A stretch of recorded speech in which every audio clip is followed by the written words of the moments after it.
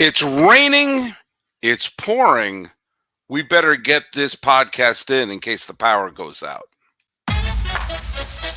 You are Locked On MLB,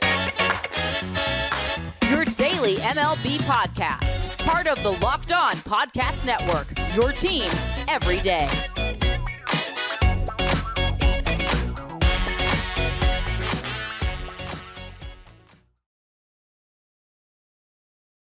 Hello, baseball fans. Welcome to Locked On MLB, part of the Locked On Podcast Network, where it's your team every day. This is the daily podcast. We talk about all of Major League Baseball. I am your host, Paul Francis Sullivan. Please call me Sully. I am an Emmy-nominated television producer who has been a baseball podcaster for well over a decade now, and this is my fifth full season as a podcaster here on the Locked On Podcast Network. Today's episode is brought to you in part by GameTime. Download the GameTime app, create an account, and use code LOCKEDONMLB for $20 off your first purchase. Last-minute tickets, lowest prices guaranteed. Follow us at Locked On MLB Pods on Twitter and Instagram. I am your pal Sully. I'm at Sully Baseball on Twitter, Sully Baseball Podcast on Instagram. We're having a tropical storm here in Los Angeles County, so I'm wearing a tropical shirt for you all to wear. Hopefully this doesn't destroy your monitor. Right now it's just pouring rain right now, but we're expecting some heavy winds and everything like that. I wasn't sure if we're going to be losing power. There's an outside chance this could just be a big rainstorm, but there's an outside chance where we could lose power. So I'm making sure I get this podcast in right away, even if it means recording it here on Sunday morning, the 20th day of August 2020. It's funny. I mentioned the other day that, I've been told that you got to do your podcast Monday through Friday because nobody listens to podcasts over the weekend. But I had more than one person, including listener Don Petrie, say, I listen to podcasts over the weekend. I always listen to podcasts over the weekend. So look, here's your Sunday show. If we get rained out, this will double as your Monday show. If not, Millard and I will drop a regular Monday show. And there you go. Maybe we'll get 6. I gave you 6 episodes last week. Maybe we'll get 6 this week. Hey, if some things seem to be constant, the New York Yankees lost again. They're going to play the Red Sox in about 15 minutes from now. Even if the Yankees throw a no-hitter and win 28-0, the series is already a loss. They've already lost the series. And I see, not only do I see no evidence that they're going to win today's game, who knows, they might, but they're not even showing any fight. It's one thing when you go up against a really great pitcher and that pitcher shuts down your offense. I get that. That happens. You got to tip your cap to that. But the Red Sox put up Cutter Crawford against the Yankees the other day. Cutter Crawford. Again, not a bad pitcher, but someone who is essentially a middle reliever that they're trying to stretch out to be a starter, has talent, but he's Cutter freaking Crawford. All right? He's a major league pitcher, but hardly no one's getting ready to make his bust descend to Cooperstown. He's no one's shortlist for the Cy Young Award this year. And he no-hit the Yankees into the 6th. When the Yankees got swept by the Atlanta Braves earlier this week, when they went up against Charlie Morton, fine. Charlie Morton shut him down, and you can deal with that. If you're a Yankee fan, you can deal with that. Charlie Morton is a very good pitcher. He's been very good for a long time. He's a very talented pitcher. Say, all right, Bryce Elder's ERA was near 6, I believe. And he shut them down. I mean, the Red Sox don't have a great starting pitching staff. They don't. And yet their entire staff, save for 2 swings of Judge's bat, they've played 2 games right now. The Yankees and Red Sox have played 2 games. And in those 2 games, total, the Yankees have scored 4 runs. 3 of those runs came on home runs by Aaron Judge. Aaron Judge hit a garbage time home run in the first game, and he broke up the no-hitter with a solo shot on Saturday's game. So that means they scored in 2 games 1 run, not off of an Aaron Judge homer. and that was on a ground out. And they left men on base left and right. And by the end, both those games were done early. The Yoshida home run in game one put them in a 4-0 situation where no one in the Yankee pitching staff knew how to throw a sign. They bring up Cole. As someone who was, unabashedly a Boston fan, I said, well, game 2 is going to be the Yankee win because they have Cole, who is the front runner to be the Cy Young Award, in my humble opinion, and up against Cutter Crawford, who, come on, he's Cutter Crawford. And if you told me that one of the pitchers was going to be throwing a no-hitter into the 6th, I would have said, well, Cole had his day. But instead, Cole lets up a grand slam to Urias, lets up another home run to Connor Wong. I mean, this is ridiculous.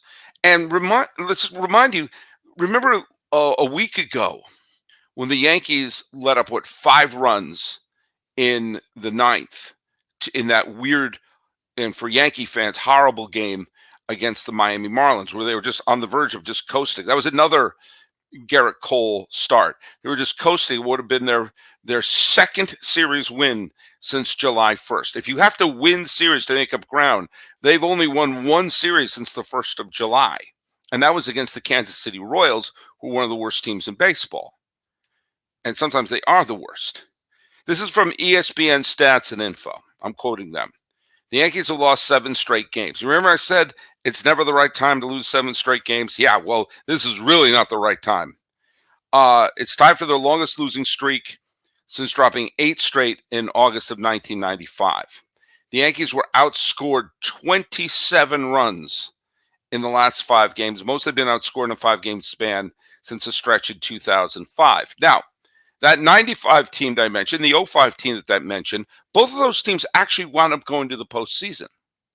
Partly because the 95 team had a phenomenal finish to the season, and the 05 team cut bait and brought in some younger players who wound up helping the Yankees turn things around. That was an Aaron Small, Chen-Ming Wong, Sean Chacon, Robinson Cano, all injected some young life into that team. They wound up catching the Red Sox.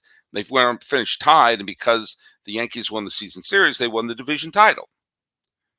But those teams also had Bernie Williams. The 95 team had Don Mattingly, and Paul O'Neill. The 05 team had Jeter, Posada, Mariano Rivera. There are none of those players on this team. And it seems obvious right now. Look, it's more than obvious right now that this is a roster construction situation. This team was horribly put together and assembled. And Brian Cashman, I do not understand an argument to keep him. None. Even if you're going to give him credit for the 98 through 2003 run, of which he was standing on the shoulders of Gene Michael, Buck Showalter, and Bob Watson. Even you give him them. If you look at his last 10 years, when basically the core was removed, you can give him, I'll give him 2017, I'll give him 2019, hell, I'll give him the first half of last year. But the team is horribly constructed. Everyone says it. Everyone knows it. This team is incompetently put together, and sometimes it's good to have a regime change. It's good to bring in someone new. Hey, you've been here. That's a 10-year span since the retirement of Mariano Rivera. 9 years since Jeter. Maybe it's time for a new voice. And they had their chance. They had the perfect chance. Dana Brown. Do you know who Dana Brown was? Dana Brown was one of the brain trusts of the Atlanta Braves, this wonderful Atlanta Braves team that's been put together. And he was a clear general manager in waiting. That's what you want to do. You want to maybe pluck some of that talent. The Astros beat you to the punch there. Remember, Kim Eng was part of the Yankee front office during all that time, too, alongside Cashman. She's now running the Marlins, who, by the way, are in a much better position right now than the Yankees are. They have young players. They have young stars. And she's made very smart moves there. And boom. Which situation would you rather be in? And she was part of the Yankee organization. Brown was just sitting there waiting to be hired. But no, you stick with them. You stick with Cashman. But you also, look at, this is not solely Cashman's fault. And whether you're going to blame Boone for all this, he's clearly not the face. He's not the person to lead this team. Since Babe Ruth arrived in New York 100 years ago, 103 years ago, only one manager has lasted more than 5 years without winning a World Series or without appearing in a World Series, and that's Aaron Boone. He's been given a pass. And if you take a look at this stretch this week where you say, if you have any hope, if you take a look at the team after the All-Star break, said if they've got to go on a run, we're finding out it wasn't the hitting coach's fault. You got to go on a run. You got to start winning series in order to get back into this race. And the Red Sox have gotten back into the race. The Mariners have gotten back into this race. The Yankees haven't won a single series since the All-Star break a month ago, except for the Kansas City Royals series, where they played one of the worst teams in baseball. Everyone else, where they played, the White Sox stink, the Rockies stink. Whoever they play, suddenly you got to tip your cap. If Aaron Boone isn't the one to get this team pumped up, isn't that why you have him here? To get them at least pumped up for some of these series, at least to not have the hangdog? I'm not saying that you need to do what Steinbrenner used to do in the 80s, which was fire people left and right, sometimes fire people for no reason. But there's a middle ground between that and complete job security for decades and no accountability. If you're not going to bring Aaron Boone back, now's the time to get rid of him. Having him play out the rest of the season is just cruel. It's just cruel. You have an interim manager from within. I don't know, is Pujols from the third base coach? Do you bring up Shelley Duncan, who's the AAA manager? I don't know. You have an interim manager for the rest of the way. Hell, have it be Judge. Have it be Judge and sit Judge the rest of the way. But if he's not going to be the person, then just having him finish the season out right now is cruel. And he's clearly not the person. The roster construction is terrible, but these teams, they don't look like they're even up for the game. They make stupid plays. They make stupid errors. And he makes bullpen decisions that make no sense. And this team seemed completely unprepared. And at some point, if you're going to make the change, why wait till the end of the year? If you know the house is on fire, call the fire department. And by the way, before anyone says, well, who do you replace them with? Cashman would be hired right away. Boone would be hired right away. First of all, why? Why would they be hired right away? What organization is saying, oh, man, I'd like to have a guy with an unlimited budget as my general manager who couldn't even get the team into the World Series and made bad move after bad move? I can't wait to get that manager who kept making boneheaded decisions as a manager. Who knows? Maybe he would be better off in a smaller market without the scrutiny. Now, again, I always bring up Bruce Bochy's lieutenants. Roberto Kelly is a former Yankee with World Series championship coaching experience who's currently managing in Mexico. Hensley Mullins, international coaching, managing experience, on the coaching staff of 3 World Series champions, former Yankee. Someone explain to me why they can't hire them. But do you what? I'm going to list a couple other names, okay? I'm not necessarily saying that these are the ideal candidates, but listen to me. What do Don Mattingly, Mike Schilt, Paul Molitor, Jeff Bannister, Joe Madden, Matt Williams, and Clint Hurdle, these 7 names, what do these 7 names all have in common? They've all won the Manager of the Year award in the last 10 seasons, and none of them are currently managing a major league team. And haven't we learned that maybe getting a manager with some experience might be kind of sort of smart to do? Now look at Matt Williams winning Manager of the Year is a what? Because what he did with Washington made me yearn for the days of Grady Little. But still, some of those other names were considered fine managers. Mike Schilt was Manager of the Year in 2019. And he's not a manager right now. So you can't tell me there aren't candidates out there. But if you're going to make the change, make it now. And you know what? You have to make the change because it's not working. Rate a front office like St. Louis's, who's always producing terrific players. Rate a front office like Atlanta, who's the model organization. I'll talk about model organizations a little bit later. Or Los Angeles. Or rate the A's, who are about to be headed off elsewhere, and they've always, until recently, been able to Rubik's Cube something together. I don't know. But what's working, if it doesn't work now, and you're going to continue to go through it, let me put it this way. There's not a Red Sox fan in the world who wouldn't be thrilled to see Cashman and Boone come back. You know what I was going to do yesterday? Yesterday, there were extra games that were announced because of the big tropical storm that was coming up.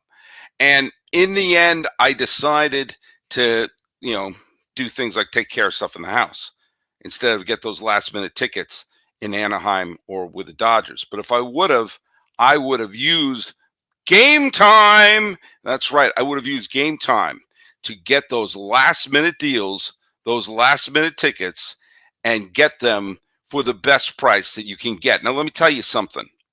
Buying tickets shouldn't be stressful, even if they're last-minute things. They got killer deals at GameTime. It's the fast and easy way to buy tickets for all the sports, music, comedy, concerts, or anything like that near you. GameTime's fast and easiest way to get the killer deals. Last-minute tickets with their best price guarantees. You can stop stressing over the tickets and start getting hype about the fun you're going to have there. Easy to find and buy tickets for any event. Get images of the seat views, the lowest price guarantee, event cancellation, job loss protection, etc. You get images of the seat before you buy, so you know exactly what to expect when you arrive. You buy tickets in a matter of seconds, two taps, and you're all set. Tickets are sent directly to your phone, so you have to dig through your emails trying to find it. Snag the tickets without the stress with GameTime. Download the GameTime app, create an account, and use code LOCKEDONMLB for $20 off your purchase. Terms apply. Again, create an account and redeem code LOCKEDONMLB for $20 off. Download GameTime today. Last-minute tickets, lowest price. Do you know what they are? They're guaranteed. That is the GameTime advantage. By the way, how great is Julio Rodriguez these days? Julio Rodriguez has hit 17 hits in his last 4 games. You know, a lot of people were getting on him because he didn't have a great first half, and there was some thought that was he on the All-Star game because it was being played in Seattle, so he can be the hometown guy. Well, now this is why, by the way, this is completely why I think we should start the season with the All-Star game, because this phenomenal second half by Julio Rodriguez is not factored into his All-Star candidacy. Now, granted, he did, as I said, he did make the All-Star team, but there were some people who felt like, oh, did he deserve it? Did he deserve it? Well, you know, he's starting to get his overall numbers back up to superstar level. He's finally got his OPS back up to 800. But the other thing is, he has taken the Seattle Mariners on his back and said, follow me, boys. We are off. We're going to be back in the playoffs again. And do you know what? As of right now, wouldn't you pick the Mariners to go, back to the postseason as that third wild card team? I pick them over Boston. Right now, I pick them over Toronto. Let me just put this in the last 28 days, Julio Rodriguez is slashing 390, 419 on base, an OPS of 1.080. Do you know what he's done for the last, now as I just said, the last 7 days it's been off the charts. He's batting 568. He's slugging 838 in his last 7 games. But his last 2 weeks, he's batting 458 with a slugging of almost 700. His second half has been just completely off the charts right now. His first half was disappointing. A batting average of 248, an OPS of 721. Oh, what a letdown. In the 33 games of the second half, batting 352, an OPS of nearly 1,000. Again, if he had flipped those, he would have been talking MVP in the first half and a disappointing second half. Okay, I've preached enough. I've preached enough. The Seattle Mariners won again, and they're just really they're putting together a terrific post All-Star game stretch right now. Now, there's someone else had a big game, and there's a big lesson. I've talked about him and how we should have learned a lesson from his acquisition a few years ago, and that's Eddie Rosario. Now, Eddie Rosario is not having an all-star season, but he seems to come up big in moments. And Eddie Rosario hit a big go-ahead home run as the Braves were wearing their 70s throwbacks, which looked pretty sweet, I have to say. The same unis that Hank Aaron wore when he got home run 715. And Rosario hit a big 2-run home run against San Francisco. Atlanta won the game. Atlanta just keeps winning. They just look like the best team in baseball right now. And even with the Dodgers who lost the first game to Miami, who saw their winning streak end, well, guess what? They started a brand new winning streak, winning the 2 games before having to skedaddle before the rains come. Now, Rosario hit the home run. And there are 2 lessons to be learned here. There are 2 lessons of Eddie Rosario. The first one I brought up a bunch of times, which was in 2021, the Atlanta Braves suffered a slew of injuries in their outfield. Not just Ozuna, but they lost Ronald Acuna Jr., their MVP candidate, gone for the season. At that point, you panic. And at the time, they had a losing record. And if the Braves had just coasted to a losing record to the end, most people just would have shrugged and said, well, what are you going to do? They got hit with injuries. What are you going to do? I'll tell you what they did. They traded for Eddie Rosario. And the lesson 1 was, if you're going to try to fill in the gap with a major leaguer. Get a major leaguer. Eddie Rosario was not exactly tearing it up with Cleveland when the Braves traded for him. But he was a major leaguer. He had been a starting outfield for the Twins in the years leading up when they went to the playoffs a couple of times in a row, and he was available. And so they filled that spot. They didn't get a superstar. They didn't get a legend, but they made sure that that spot on the roster, is it Ronald Acuna Jr.? No, but it's a major leaguer. And do that, and you won't see a gigantic drop-off. I bring that up with the Yankees, where they've lost players left and right, and they have not put major leaguers in some of those spots. And by a major leaguer, I mean a major leaguer of that position. The fact that Isaiah Kiner-Falefa has had to be the starting left fielder for the Yankees for any amount of time, longer than 1 game, is insane. They needed a major leaguer in the outfield. Not saying they needed Ronald Acuna Jr. or Julio Rodriguez, but a major leaguer. Braves did that. Now, of course, it paid off handsomely because he wound up being the National League Championship Series MVP, and they would never have defeated the Los Angeles Dodgers in the NLCS in 2021 if it wasn't for the heroics of Eddie Rosario. The Dodgers would have won, and we would have had that Dodgers revenge of the Astros World Series that so many people wanted to see. There's another lesson to be learned from Eddie Rosario. Do you know who the Braves traded to get Eddie Rosario? Pablo Sandoval. Yeah, that one. The one who had been already playing for 11, 12, 13 years at that point, was winding down. At that point, was essentially just a pinch hitter. He had his disastrous stint with the Red Sox, came back to the Giants, won over the Hearts there. They put on their panda hats again for a couple of weeks. Then the Braves picked him up to be a pinch hitter in the playoffs, and he was in the COVID year when the Braves got to within 1 win of the World Series.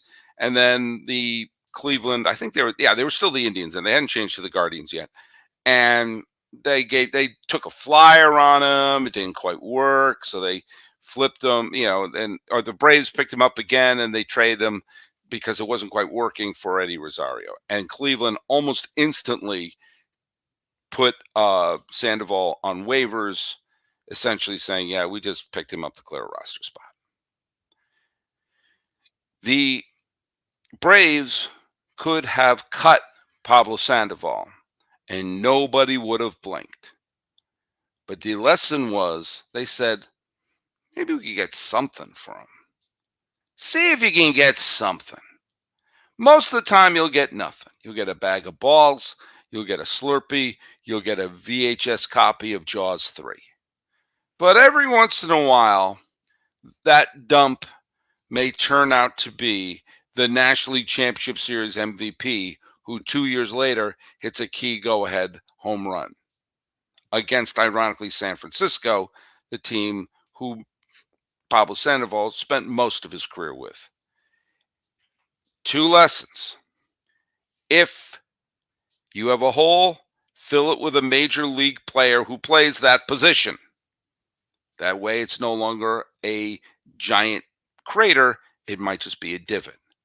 And if you're going to dump someone, before you dump them, see what you can get.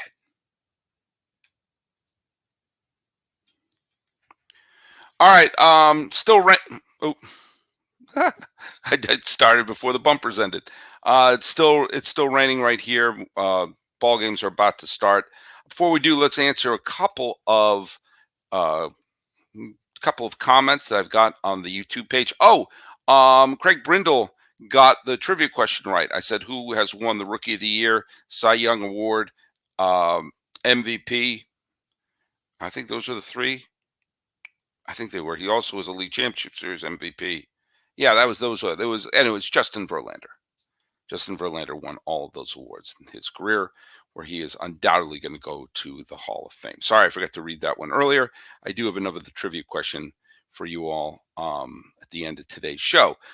Here are some of the comments and questions I've received both on YouTube and on Twitter. Jackie A1461 I was talking about Shohei Ohtani in one of my many episodes here. Shohei Ohtani signed with the Angels because they were the only team that would allow him to be a two-way player. Ohtani wanted to go to the Dodgers. Well, then thank you, Angels, for giving him that shot. You know, that I think we all became better off for that. Let's see what is. Craig Brindle said Justin Verlander was the answer. Hopefully, Sully becomes the commissioner sooner than later. He is spot on about the ability to watch games and trying not to alienate fans. It doesn't seem like my positions on what baseball should do about not hiding where games are and making it easy to watch. I mean, I would think that would be good for business, right? I mean, this isn't me saying, give it away for free. It's not a business. I said in my podcast, I'm willing to pay the extra. You know, I'm willing to go that far. Well, don't worry. I'll be commissioner sooner than later. Carlos GZZ98 says, you don't think the Astros are a model organization? I was talking about the Dodgers and the Braves being model organization. 6 straight ALCS appearances, 2 World Series in that span. I don't think the Braves or Dodgers had that success at that time. I think all 3 are model organizations. Well, let's pump the brakes for a little bit, Carlos.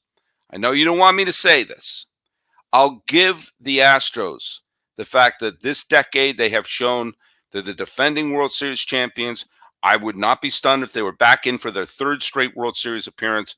And certainly they are the model organization of the American League. Did you hear me say that, Carlos?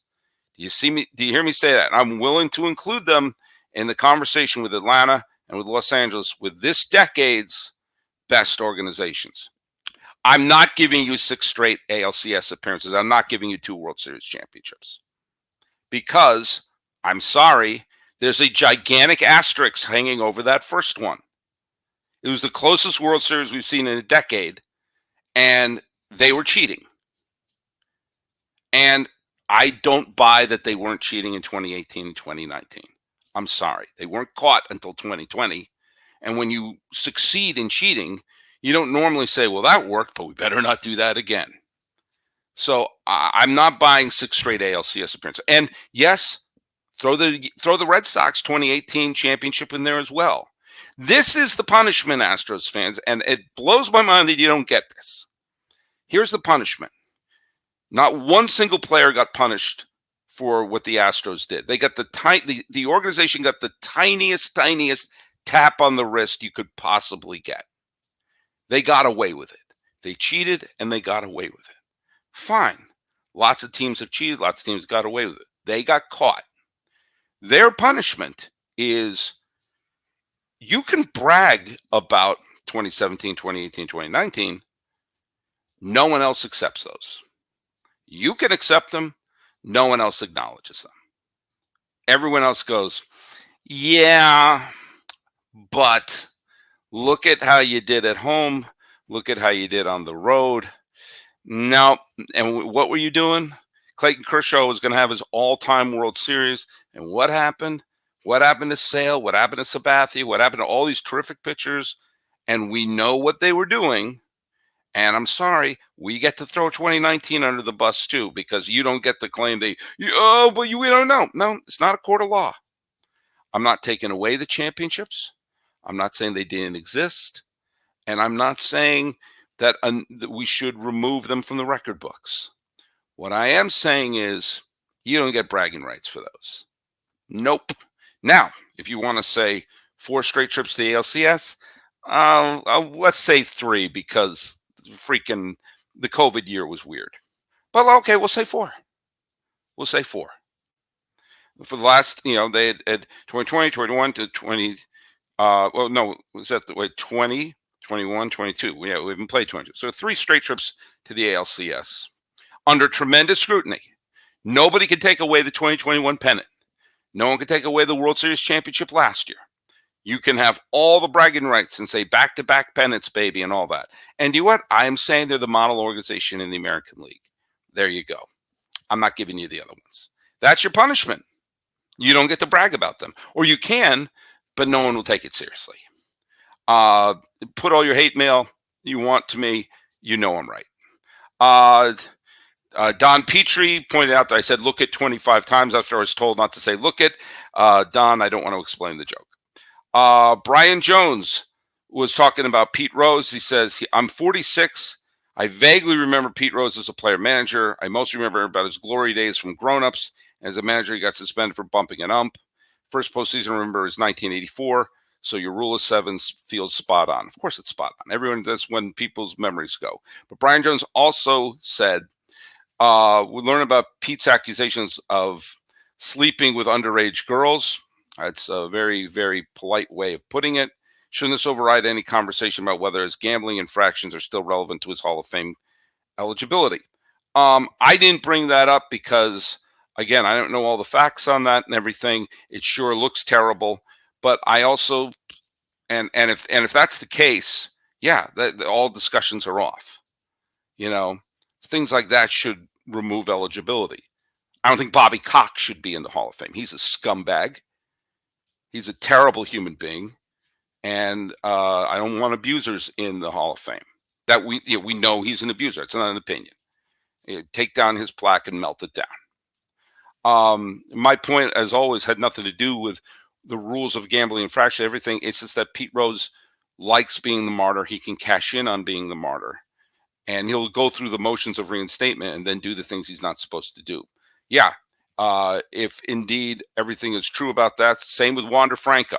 If Wander Franco, this looks bad, and if everything turns out to be bad as it looks like is true, release him. Never allowed back into the game. Playing Major League Baseball is not a right, and it sure looks like some bad things have happened with Pete Rose, and that should kind of sort of end any discussion from being in. But it will always come up again. It'll always come up again. I'm trying to make this podcast a light, fun respite. So there you go. New trivia question. Is Pete Rose related, though?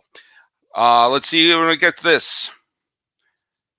In Pete Rose's career, he changed teams several times, but only once was Pete Rose ever traded. What future unlikely World Series hero was the only person who Pete Rose was ever traded for? That's your trivia question. Put it at the comments here on YouTube. Go to Locked On MLB Pods on Twitter, or whatever it's called now, on Instagram.